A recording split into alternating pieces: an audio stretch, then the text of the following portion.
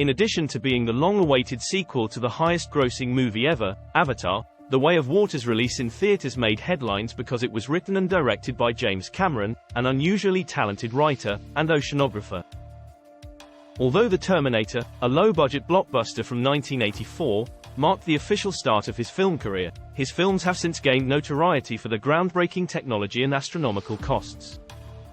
And regardless of whether they're primarily set in the present, the past, or the future, like 2009's Avatar and its new sequel, Cameron's films use cutting-edge technology to tell tales that share a deep skepticism about humankind's capacity to responsibly use technology.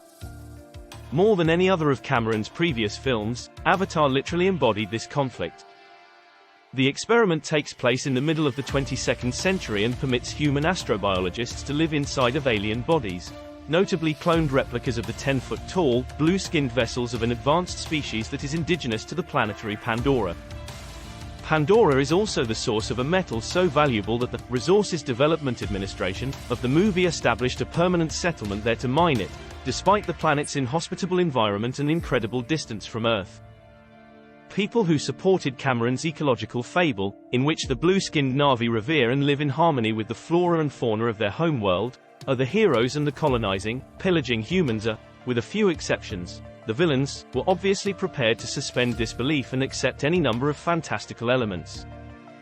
Ironically, Cameron did not invent the one that some found to be a step too far, the name of the rare metal that functioned as the movie's deus ex machina, unobtanium. In the 2009 movie, a villain played by Giovanni Ribisi looks at a golf ball-sized amount of the substance floating in a tiny magnetic field on his desk and says, "This pays for the whole party." At the time, the material's ridiculous name offered a ready punchline, and even 13 years later, some people still don't realize unobtanium is a real substance. Not a tangible object like copper, silver, or gold, but an engineering notion that dates back at least to the late 50s. The phrase was used in an October 1957 conference that bemoaned the lack of a superior high-temperature material, which the Langley structures people termed unobtanium. The term evolved into a kind of stand-in for an unidentified substance that would possess the qualities designers demanded of it, like substituting X into an equation. Creating a new force of nature or a new element for a science fiction novel is nothing new, since Percy Gregg's influential 1880 book Across the Zodiac, which proposed that creating an anti-gravitational energy known as apogee may enable humans to travel to other planets. However, that word did not become popular. Gregg, though, gave his fictitious spacecraft the moniker astronaut, and it was likely the first time that word has ever been used to describe a space traveler. In Gregg's case, a made-up word entered the vocabulary of actual science. That calculation was reversed in Cameron's situation, or at least it was in the case of unobtanium. What's intriguing about Avatar is that the unobtanium is what makes travel to that planet feasible. That is actually somewhat in line with thoughts about mining asteroids or possibly the moon. You'd need to locate some extremely precious substance to make it practical. Unobtanium is also used to refer to a substance that is technically present but is so expensive or so limited in quantities we could access that it might as well not be. Avatar was not even the first film to take advantage of the enormous comedic potential of unobtanium. The adventure of the journey to the center of the Earth covered it 6 years earlier in the 2003 movie, The Core. The movie utilized it to construct the drill that will tunnel to the Earth's core is given the winking name, unobtanium. Delroy Lindo's portrayal of a scientist says that the object's actual name has 37 syllables.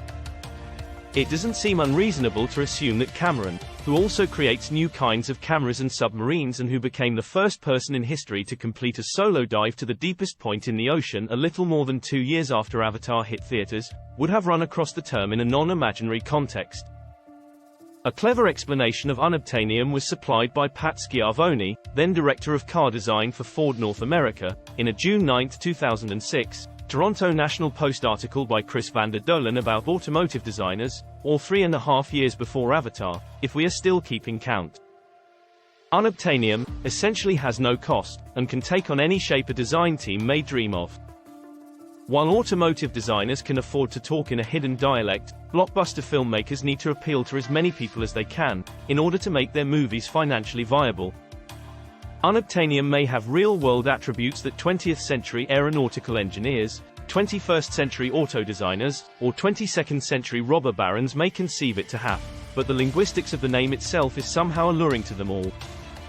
In a way, it's a word that's incredibly evocative of what it's meant to be.